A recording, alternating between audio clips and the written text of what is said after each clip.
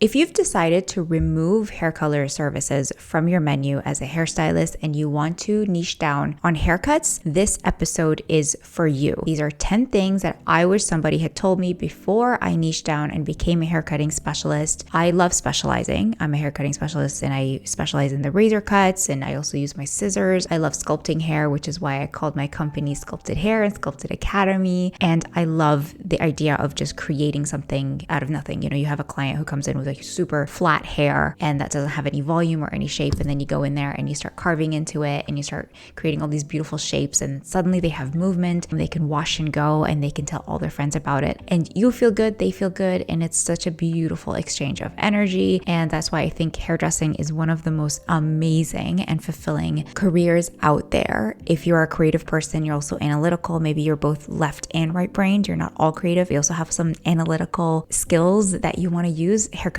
is just perfect. Hairdressing is great. I do want to remind you that I have a 30-day content calendar that you can use and reuse as many times as you want. If you are stuck on content ideas for your hair salon or your hair suite as a hair cutting specialist or a hairstylist or a bridal stylist, it will be linked in the show notes, and this is completely free. There's also a free training on how to create passive income with Hair Story products. If you want to start carrying Hair Story and you're wondering about affiliate income, this is the class for you. Everything will be linked below. So let's get into it. Number one, it will take years, many clients, many free haircuts, and expensive classes to get good at haircutting. You may be a great haircutter right out of school. I definitely had a thing for haircutting from way before I went to hair school. I was cutting my own hair because I didn't like how hairstylists did my hair, and I learned how to cut my own hair using Haircutting for Dummies, and I did pretty well, if I do say so myself. I learned how to do my own layers, and I messed up a lot, but I could always figure out my way around a head shape and create kind of really beautiful textured haircuts. However, even if you're really good at haircutting, you still need to go to a different school and a different system to learn the fundamentals of haircutting. Hair school only teaches you the basics. In hair school, you're only going to learn just enough to pass the exam. So they're going to teach you a little bit of everything. You're going to learn a little color, and learn a little bit of haircutting, and you're just going to learn like bacteriology and disinfection, which is extremely important. Then the rest is up to you. So even if you want to become a blending specialist, you still have to take classes after getting out of school. And the amazing thing is about hair school is that it is only 10 months long,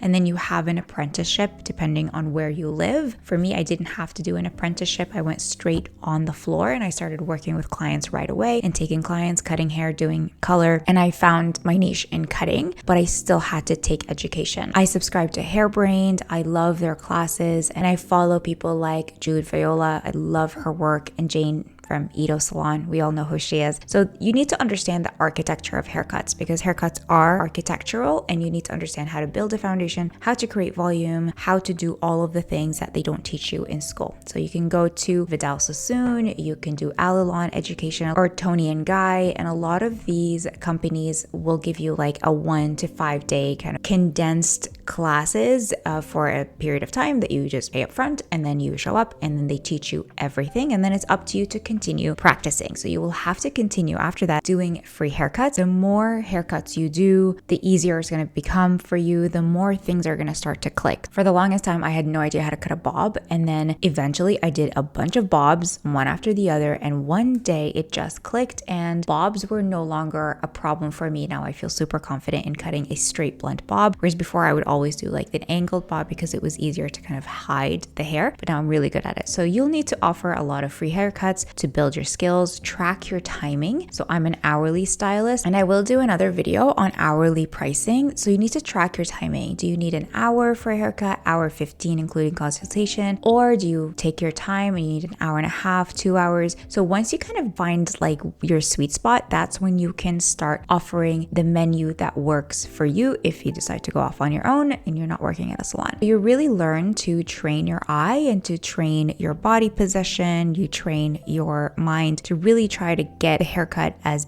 best as possible, the best haircut you can within the allotted time frame that you have. So before you know it, you'll be so good that you'll just know exactly what to do. Now, finding models, sourcing models, taking photos, I highly recommend that you video yourself so that you can see your technique. That's a full-time job on its own. It takes a lot of time to find the models and find people who are comfortable in front of the camera. So number 2, school doesn't teach you the foundation. So we already talked about that. Hair school only teaches you the basics, which is different than the foundations. Teaching someone just enough to have them pass the exam is one thing, and teaching the foundations of haircutting is another. Most hair schools operate on churning out as many students as possible, as fast as possible, because they're private institutions, like any other private institution, like any other college or university, and they don't really care if you are going to make it out in the world. You get the degree and then you're gone, and they don't really follow up with you. They don't care if you're going to be successful or not. So it's on you to be successful. This is really, really important. I want to hammer this down. If you're just like graduating, if you're still a junior stylist, you need to know that nobody's really going to look out for you except you. You may find a mentor that you click with that really cares about you, but at the end of the day, success is all what you make, and it's all about you. The school's job is to give you a general teaching in all facets of hair, like a sampler packet, and your experience doing hair really comes down to the clients you get at the hair school's salon. The more clients you get, the better you're gonna get. Hopefully you don't get any perms and you get a lot of balayage if you want to do blonding, but since we're talking about hair cutting here, I hope you get a lot of hair cutting clients. I did a lot of highlights, trims, and funky pixies at school. So the clients that come to hair school salons are usually paying like $30 for a haircut or something like that, maybe $50 for a color, maybe $80 for a color, probably gone up by now. They know they're not gonna get a 5-star service, and that relieves you of any pressure to be the best and really enjoy the process. So I urge you, if you're still in school, to really enjoy this time to be creative, and don't worry too much about your customer service or what your client is going to think, because they know that they're getting their hair done by a student. So take as much time as you need and really enjoy the process. Don't rush to graduate. Make sure that you really take your time to learn and ask a lot of questions. And no matter what industry you're in, you will always have to invest in yourself, in your skills, and your growth. Like we said, I do want to say that classes don't always have to be expensive. You can go on YouTube and watch Sam Villa tutorials. I learned how to do the shag from a Sam Villa tutorial, and then I just did it on a bunch of people and I loved it. And then I took Jane's classes, and then that's how it all just kind of clicked in my head. And now I do shags with my eyes closed. Okay, number 3, you will rely on retail to fill in the gaps in your schedule. As a cutting specialist, there are only so many add-ons that you can do alongside your haircut that add to your revenue, unlike a colorist who can add on toners, treatments, extra foils, etc. You can do treatments and glosses if you're comfortable with color. Retail becomes a super important add-on because with cutting people's hair comes educating them on how they're going to style it at home. You don't want to be that hair cutting specialist who just cuts hair and then tells your client goodbye. They go wash their hair with shampoo and they use like waxy pomade from the drugstore. You want to educate them on how they're going to style their hair at home, how they're going to cleanse it. I use Hair Story New Wash because it's so creamy and it makes the hair just sit the way I want it to sit. And especially when my clients come in to wear their hair naturally, I always recommend New Wash and then all of the styling products because they work. So I know exactly what to recommend to my clients. So it's really important that you find a retail product that you really love and that you can recommend to your client. Again, I do have a free masterclass on how to create passive income with Hair Story. If you haven't gotten on it already, please check the links in my show notes or in this video if you're watching this on YouTube. So you want to recommend these products to them, and that will help you establish a connection with them, and they will know to come to you if they need any help. You want to work with product companies that don't force you to carry inventory and pay you a high commission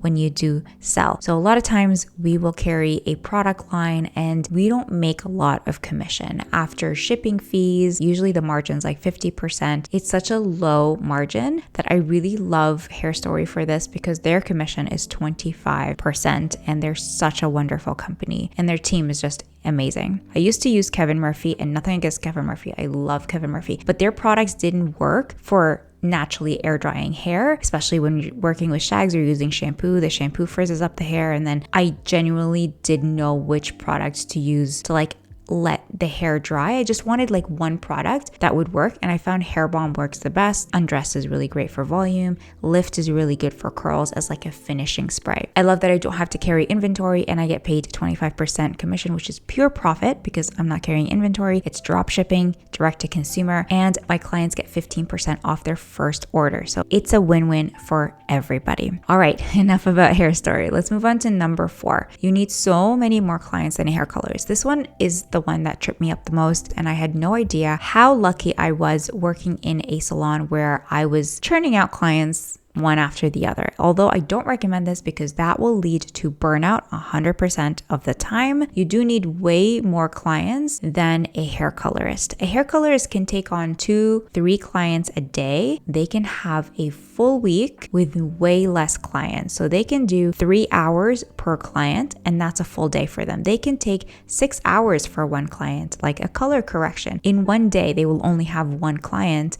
and they'll make really good money doing that, and then they go home and they're done for the day. As a hair cutter, you're churning out a client every hour and a half, maximum 2 hours. If you're doing a really big transformation and you need a lot of refinement, maybe somebody has like a lot of hair and you just need like those 2 hours to refine the haircut. So let's say 2 hours, you're going to need a lot more clientele going on your roster in order to make a living wage, whereas a colorist can be busy the whole day with just 2 or 3 clients. And you're looking over and you're like, wow, you're like busy all the time. And here I am like really struggling to find clients or fill my books. So you're going to have more gaps in your schedule, which is such a bummer. You're going to have to constantly hustle for new clients. The better you get, the faster you get, you're also going to be popping out clients like so quickly. You're going to be like, oh my God, I just finished that haircut in 45 minutes. That's crazy. Like that's so quick. So now I need more haircuts. And if you're doing barbering, you're probably taking even less time to do haircuts. So you're just going to need a ton of clients. Like you need a lot of clientele on your books. Unlike colorists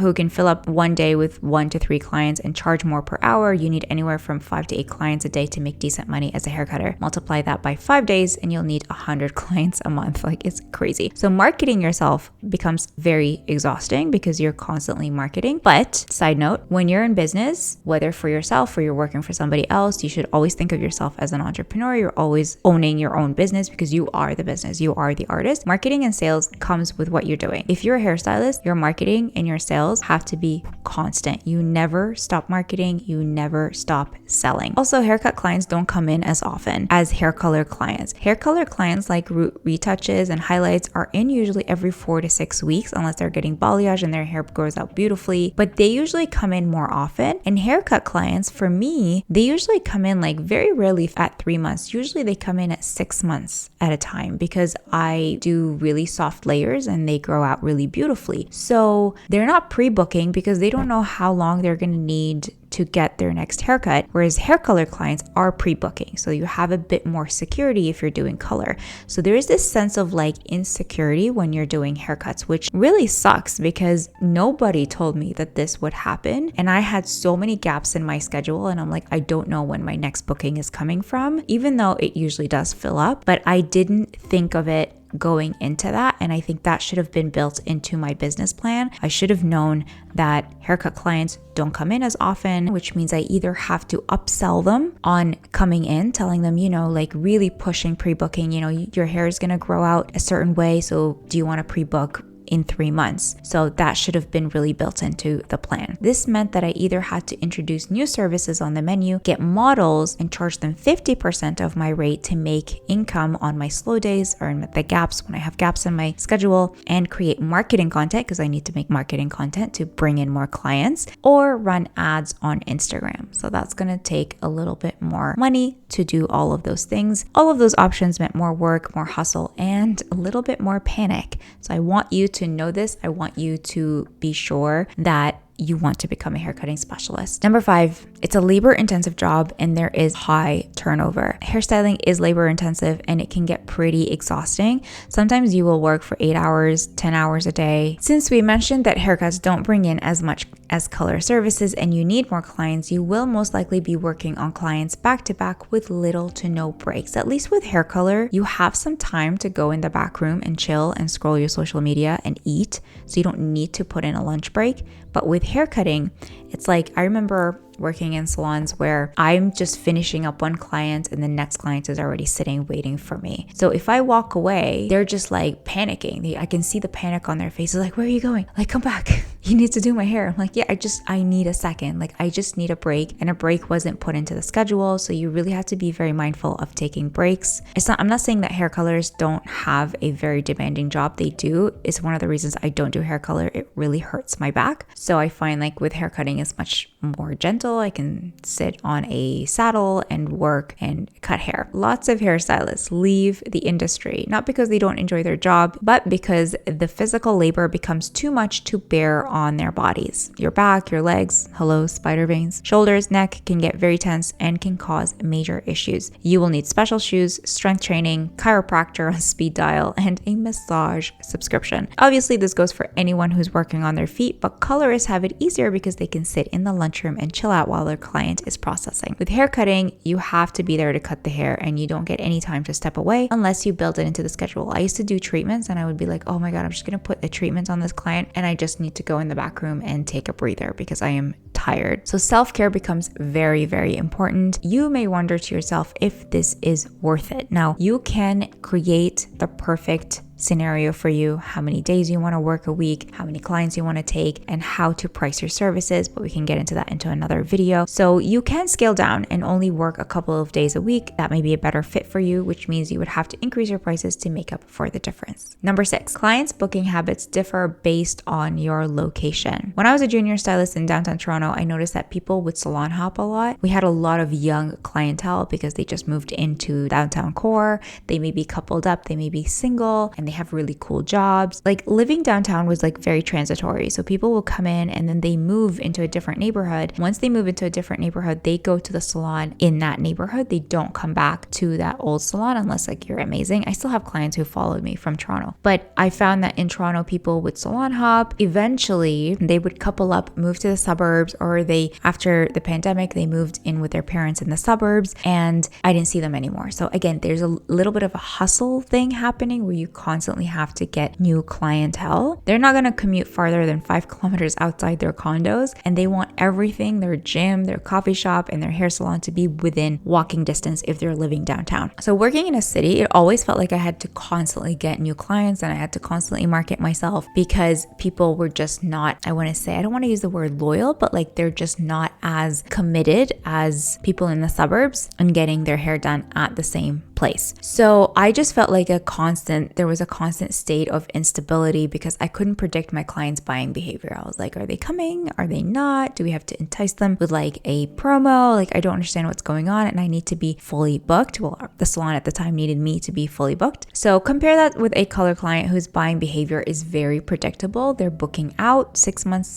weeks in advance. They know exactly what they're getting. And usually with hair color, people don't hop as much because they're like, once they find somebody who does really good color, they will continuously go back to that person, especially if it's blonding. And that's why I think people find the value in color more than haircuts. Luckily now, because of social media, haircuts are finally getting the love that they deserve and the attention that they deserve. So now haircuts are really valued and you can really price yourself and position yourself as a haircutting specialist and really be that amazing cutting specialist that people will go to and commute for. So luckily we are in that space now, but I still feel like, and correct me if I'm wrong, let me know in the comments, if with hair color, people just value it just a little bit more than haircuts. So then I eventually moved out to the suburbs in 2020, and I found that the clientele in the suburbs are very much more regimented. They've bought a house, they have the kids, they have corporate jobs, and so they need things to be scheduled out. They love pre-booking. They're not going anywhere. They have their cottage, they have their routine, and they want their haircuts to be part of their routine. So I found much more peace of mind in the suburbs. I felt much more stable financially. I knew that people were constantly going to come back to me, and I didn't feel this like constant hustle that I felt in the city. So it's really, really important that you know your location and your clientele. If you live in a conservative town, you won't find enough clientele wanting shags and razor cuts and fun bobs. You might, but not as much as if you were living in the city. Not enough to keep you busy. So haircutting may not be the best way for you to go. You might want to continue to do color until you're willing to transition and find the clientele that you want to work with, because what we do is so location dependent. We can't work remotely. We need to be where our clients are living. So if you want to specialize in shags, razor cuts, mullets, you have to be in a cool, hip part of town, or at least even if it's in the suburbs, there could be a lot of young people who like that kind of look, but generally you're going to find that more in the city. So if you want to do fun haircuts, you have to relocate to the city, or at least to a town where there is a significant amount of young people who want to stand out in their look. So you're looking at San Francisco, New York, Austin, Toronto, Montreal, where all the cool kids hang out. Okay, number 7, pricing haircuts can be so challenging. I found it wild what some people think a haircut should cost, or what is the value of a haircut. I had more of a challenge back in like 2019 when people would just gawk at $100 haircut, but they would not bat an eyelash if you quoted them $100 for an updo. The updo lasts like 3 hours. The haircut lasts 3 months. This comes back to just value, marketing, brand positioning. You gotta show how good you are if you want to charge a lot of money for what you do. And you have to constantly be getting better. Maybe it's because for years, hairstylists were afraid to charge for haircuts and added them on as an add-on to make a few extra bucks on top of a color service. It's like sometimes there's still these salons where you go in and you get a haircut, hair color, and a blowout is like extra, or a toner is extra. A toner should never be extra if you're doing blondes. Like, that should be part of the service. I'm not gonna let you walk out with no toner. So a lot of times the old school way was to add on a haircut as it's just like a quick trim. There's really no art to it. There's no movement in the hair. People really got conditioned into believing that a haircut shouldn't cost a lot of money. So a lot of times these stylists didn't improve their skills and they just did boring haircuts, and the clients thought that all haircuts should be priced at no more than $50. In order to specialize in cuts, you are now in a position where you have to teach your clients why you are different and why you are charging more than the market price that they are used to. Marketing becomes incredibly essential to set yourself apart. Show people what they can have. This goes back to doing free haircuts. Do models at 50%. You have to show your skills and you have to show up online. Show them how incredible you are at sculpting hair and how detailed you are when it comes to choosing the correct length of bangs based on the client's eyebrow shape, hair growth pattern. Talk about it. Talk about everything that you do. You're creating a brand new business that not a lot of people understand, so you will have to push to be seen. When I saw that people were willing to pay me $100 for an updo but didn't want to pay $100 for a haircut, it blew me away. I was thinking, but I'm using $1,000 scissors. Like, my scissors are $1,000. My texture shears are $500. My razor is like $200, and I trained and I'm taking classes and I can give you hair that you just wash and go. Like, wouldn't that be amazing? So talk about the value of what you're doing. I should be talking about all of those things. I'm giving you something that's going to grow out beautifully, and so $100 is like nothing compared to the value that you're gonna get. Number 8, marketing yourself is essential. Because not everyone understands what goes into a haircut and they don't understand the value, your job is now to show them who you are behind the chair. Show them who you are. Actually show them yourself, your energy, your values. Talk about yourself. Talk to them about your shears and the different ways you cut your client's hair. So you could talk about how you have 5 clients all wearing the same haircuts, and every single one looks completely different on every single person because of their head shape, their hair texture, their hair density, their hair growth pattern, and how they style it and their lifestyle. And that's the kind of thing that clients really need to know. They're frustrated with their hair. They just want to find someone who understands how to work with hair. Once you talk about that, those people are going to be like, I need that person to tell me what to do with my hair, because people are just looking to solve their problems, and most people are very frustrated with their hair. There are very few people who actually love their hair. Even I get frustrated with my hair all the time, and I wish somebody could just cut my hair and style it for me every single day. So be that person who helps people. Visuals are everything in haircutting. Videos are everything in haircutting. So get on TikTok, get on Instagram, get on YouTube and show off your skills and be consistent and have fun doing it. And get really fun clients, like get really fun models and have fun with it. If you're having a rough time coming up with ideas on what to post, I've created a free download, 30 days of content ideas, and that will be linked in the show notes. Or if you're watching this on YouTube, it is down below. You provide way more than just a haircut. People come to you to become more of themselves. It took me a while to really understand this. People wear their hair as their identity. It's like their clothing, how they sound, how they want to be perceived in the world comes down to how they wear their hair. So their hair is a part of their identity, and they're coming to you because you show them who they believe they are. And if you can see through that, if you're somebody who's grounded in your energy and you understand how to translate that person's inner being in their hair and in their image and in their energy, you win. That is exactly what they're looking for. They're looking for someone who gets it, who can read between the lines, who can understand their vision, what they're trying to say, even though they may not be making sense. They might show you 5 different photos. None of them really make sense to you, but once you start probing and you talk to them and you're patient and you get what they're saying, then you start to kind of uncover and peel away the onions. You're a therapist, right? But you have to stay grounded in your energy and you have to be a visionary. And once you do that, then you can really sculpt out the haircut that they want. And I always feel like with haircutting, it's like I feel like I'm Michelangelo sometimes. I am bringing out a shape from something that is dead, that is just laying there flat, and I'm going in and I'm creating a brand new shape with structure and movement that frames a person's face. You're sculpting a sculptor, and you have to be that translator. So haircuts can literally change people's lives and reveals a new identity for people. If they're going through something, they've just graduated, they've gotten a new job, they've gone through a breakup, they just got married, like really big transitions. Maybe they were bullied about their hair. You are that safe space for them. A hair salon is a safe space for people. So make sure that your environment reflects that and take care of your own energy. Clients tell me that the haircuts they get with me elevate their identity. Whether it's a butterfly haircut or a pixie, they tell me this is me. I love my hair when I look at myself in the mirror. I feel more sexy. I feel more brave. I feel like myself. This is taking me back to my youth. I feel so much younger. I feel so hip.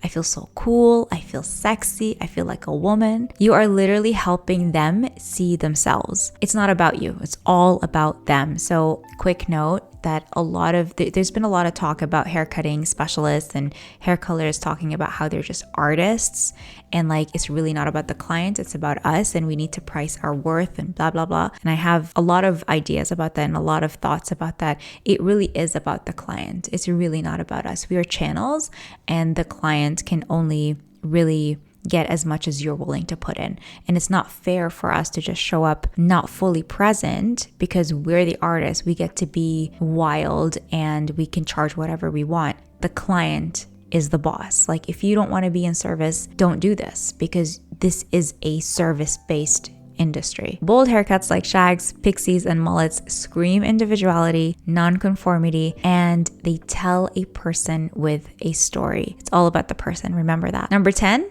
and this is my favorite one. You have such a low overhead as a cutting specialist. Hair colors have such a high overhead. They need foils and they need color brushes. They need tangled teaser brushes. They need a ton of towels and they need all of the colors under the sun. They can't be caught without having the right color for their clients. But as a cutting specialist, all I have are my scissors, texture shears, razors. I have 2 razors. So I have a straight razor and a guarded razor. I have my hot tools, hair dryer, diffuser, styling products, all Hair Story, and like my brushes. Like that's it. And everything fits in one carry-on. I have my new wash, which are in big back bar sizes. And I have some toners because sometimes I like to do toners and Olaplex treatment, but I could carry that easily. But as a colorist, you have a much higher overhead and you have a much bigger kit. So as a cutting specialist, just having that small kit should make you feel free and rich because you're going to be making so much more money than a colorist. Once your tools are paid off, off, then everything you make after that is pure profit. Whereas with a colorist, they're constantly having to replenish. Your tools are going to last you for decades. I love nothing more than the sweet sound of more money in my pocket because of low overhead. My overhead consists of my tools, which are already paid for, my chair rental, my insurance, and my car. Final thoughts. I'm not saying that colorists don't have any issues and you should become a hair colorist and throw out your haircutting dream, because I did mention that hair colorists have it better sometimes, but the world needs more experienced, passionate hair cutters who understand the beauty of the craft and dedicate their lives to it, because there are so many people who need really good haircuts. If you have a passion for hair cutting, pursue it. You can still do color because there are not enough hairstylists who do cuts, and there are a lot of people who cut hair and hairdressers